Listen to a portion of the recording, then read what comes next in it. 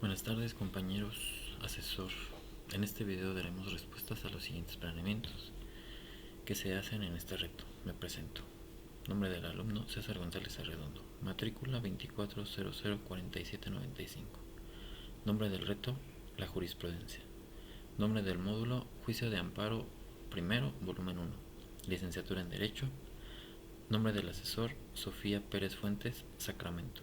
Fecha de elaboración: 22 de enero del 2026. Desarrollo. De acuerdo con los estudios de caso que se exponen a continuación, responderé de forma coherente y argumentada a los siguientes planeamientos. Respecto al caso número 1, señala que método de integración, reiteración, contradicción de criterios o precedentes obligatorios se utilizaron para la creación de dicha jurisprudencia. Análisis del caso.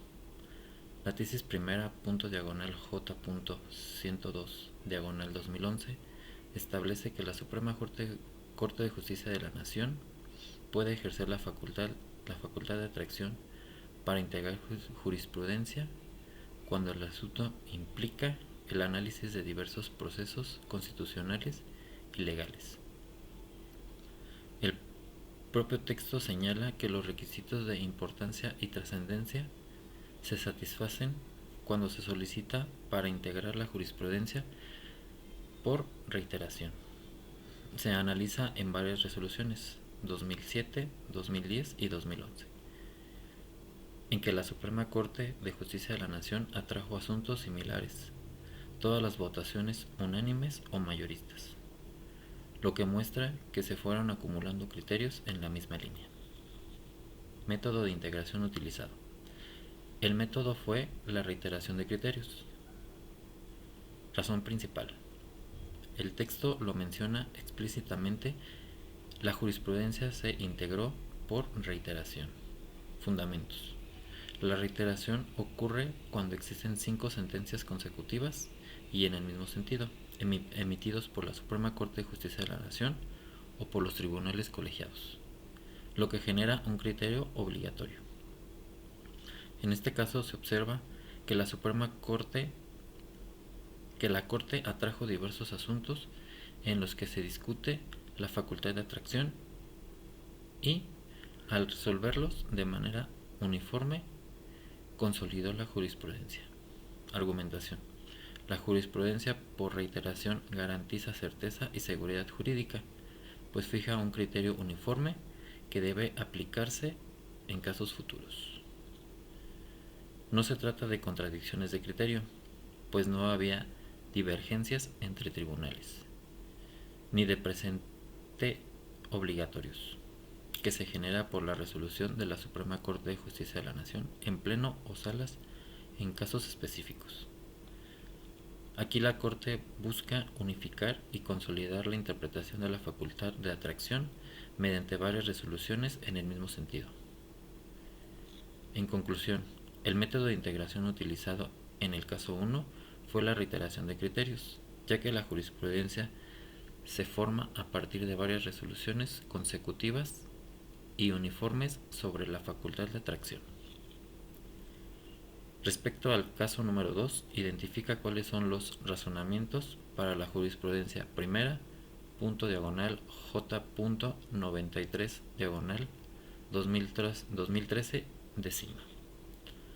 Fue sustituida por la jurisprudencia primera, J.78, 2018, décima, emitida por la Suprema Corte de Justicia de la Nación. Contexto inicial. Jurisprudencia primera, J93, 2013, décima.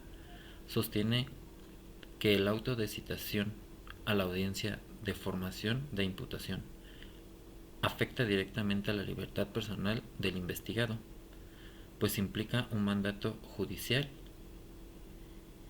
ineludible y sustitucible de ser impugnado vía amparo indirecto.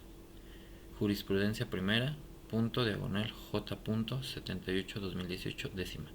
Interrumpe el criterio anterior y establece que la citación a la audiencia inicial no afecta a la libertad personal, por lo que no procede juicio de amparo indirecto contra dicho acto.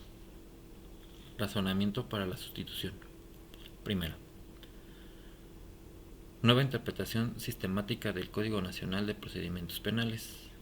La Suprema Corte de Justicia de la Nación analizó el artículo 141 del Código Nacional de Procedimientos Penales, incluyendo que la citación es una simple comunicación judicial para que el investigado comparezca a la audiencia inicial. No constituye por sí misma una restricción a la libertad personal, sino un aviso de que se formaliza la investigación y se formula la imputación. 2. Distinción entre acto presente, acto futuro, eventual. El posible percibimiento de la presión en caso de incomparecencia es un acto futuro e incierto, condicionado a que el citado no exista sin justificar el Ministerio Público lo solicitado. Por ello, no puede considerarse que la citación afecte de inmediato la libertad personal. 3. Revisión de las legislaciones locales versus normativa nacional. En el 2013 el criterio se basó en las legislaciones de Chihuahua y Durango. En el 2018 la Corte reconoció que esas regulaciones eran semejantes al Código Nacional de Procedimientos Penales. Pero al armonizar la interpretación con el sistema nacional, se concluyó que la citación no es un acto de imposible reparación. Cuarto, naturaleza del acto impugnado. La citación es un acto judicial fuera del juicio en el que incide que la esfera de derechos del investigado. Conforme al artículo 107, fracción cuarta de la Ley de Amparo, solo los actos que afecten directamente la libertad personal pueden ser combativos vía amparo indirecto. 5.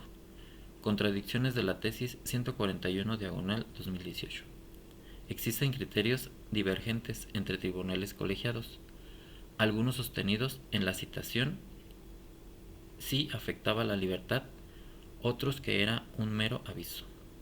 La Suprema Corte de Justicia de la Nación resolvió contradicciones y fijó el nuevo criterio obligatorio en el 2018, interrumpiendo el anterior. Conclusión.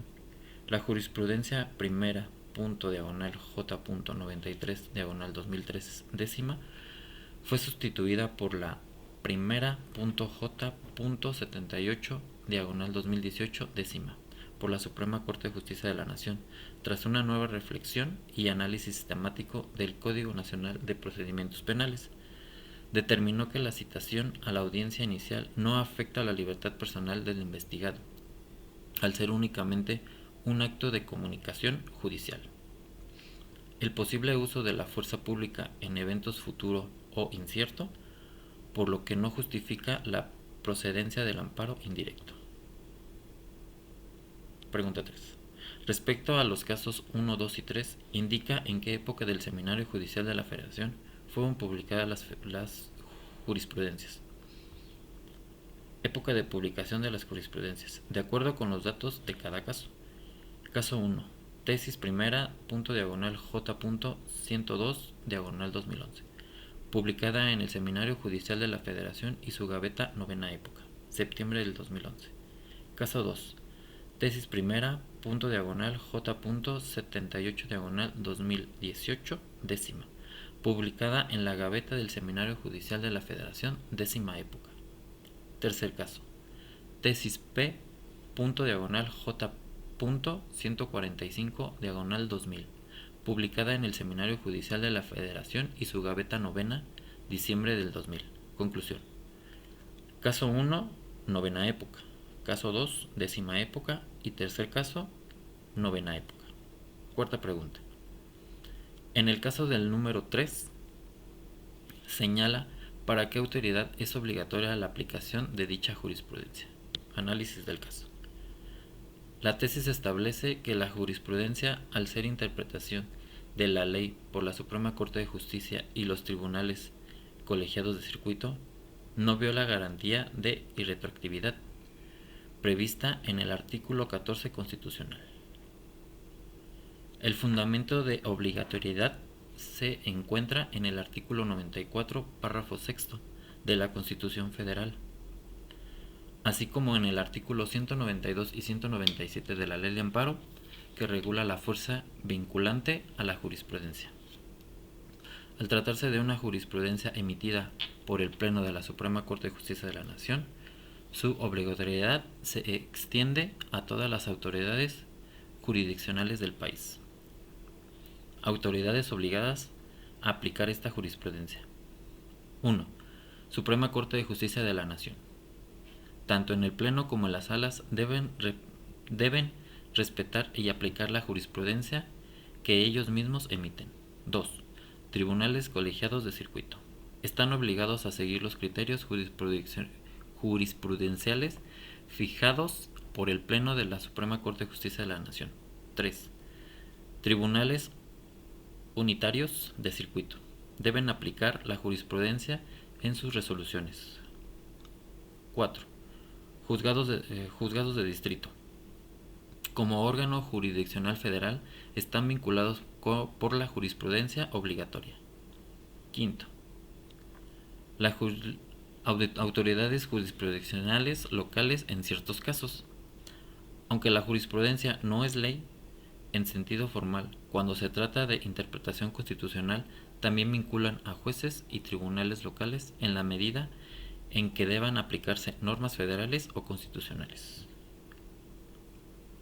Como conclusión, la jurisprudencia P.J.142/2000 es obligatoria para todos los órganos jurisdiccionales federales, Suprema Corte de Justicia de la Nación, tribunales colegiados y unitarios de circuito, juzgados de distrito, tribunales locales, cuando se deba aplicar disposiciones constitucionales o federales interpretadas por la Suprema Corte de Justicia de la Nación. En suma, esta jurisprudencia vinculada a todo aparato judicial mexicano, asegurando uniformidad en la interpretación de la Constitución y la Ley de Amparo. Quinta pregunta. En el caso número 1, identifica si cumple con los requisitos establecidos en el artículo 223 de la Ley de Amparo, respecto a los votos que deben emitirse para su aprobación. Análisis normativo. Artículo 223 de la Ley de Amparo, vigente en la novena época, señala que para la jurisprudencia emitida en las salas de Suprema Corte de Justicia de la Nación sean obligatorias, deben aprobarse por unanimidad de 4 votos por los ministros integrantes de la sala. En el caso del Pleno se requiere mayoría de 8 votos. En los tribunales colegiados de circuito se requiere unanimidad de 3 votos. Revisión del caso. En la tesis primera, J.102/2011, fue emitida por la Suprema Corte de Justicia de la Nación. En la resolución se integraron la jurisprudencia y se registran votaciones de unanimidad de 4 votos, con ausencia de algunos casos, pero siempre analizando los 4 votos necesarios. Unos ejemplos. Facultad de atracción 10/2007 PL, unanimidad de 4 votos. Facultad de atracción 78/2010, unanimidad de 4 votos. Facultad de atracción 120/2010, unanimidad de 4 votos. Facultad de atracción 168/2010, unanimidad de 4 votos. Facultad de atracción 13/2011, 5 votos, lo que incluso superó el mínimo de requeridos. Conclusión. Si se cumple con el requisito del artículo 223 de la Ley de Amparo, ya que la jurisprudencia fue emitida por la primera sala de la Suprema Corte de Justicia de la Nación. Todas las resoluciones que la integran alcanzaron al menos 4 votos unánimes, lo que satisface la exigencia legal.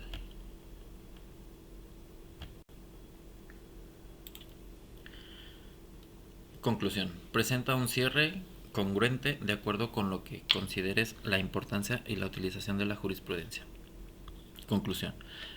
La jurisprudencia constituye uno de los pilares fundamentales del sistema jurídico mexicano, pues asegura uniformidad, certeza y coherencia en la interpretación y aplicación de las normas. Su importancia radica en que guía a los tribunales y jueces en la resolución de los casos futuros, evitando criterios contradictorios y garantizando seguridad jurídica. Fortalece el principio de igualdad, ya que las personas en situaciones semejantes reciben decisiones basadas en el mismo criterio. Complementa la ley, señalando vacíos normativos y precisando alcances que el legislador no definió con claridad. Consolida la función de la Suprema Corte y los tribunales colegiados como órganos de interpretación constitucional y legal, asegurando que la justicia se administre de manera uniforme en todo el país. Constituye la legitimidad democrática, al vincular las autoridades en el cumplimiento de la ley bajo criterios previamente establecidos y reconocidos. En suma, la jurisprudencia no solo es útil como herramienta técnica de interpretación, sino que es indispensable para la estabilidad del orden jurídico, la protección de los derechos fundamentales y la confianza ciudadana de las instituciones de justicia. Por mi parte sería todo. Muchas gracias.